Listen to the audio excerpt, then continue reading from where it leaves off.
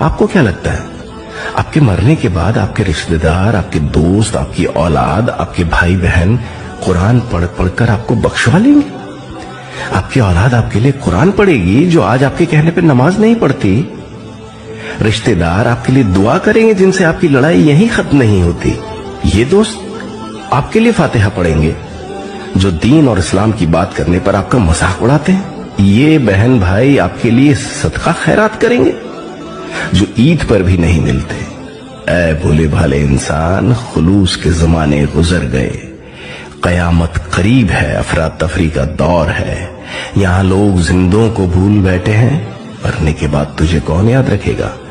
اپنی آخرت کی خود فکر کرو، اپنے لیے خود قرآن پڑھو، نماز پڑھو، اپنے ہاتھ سے خود خیرات، صدقہ اور زکوٰۃ کر کے اس فانی دنیا سے رخصت ہو۔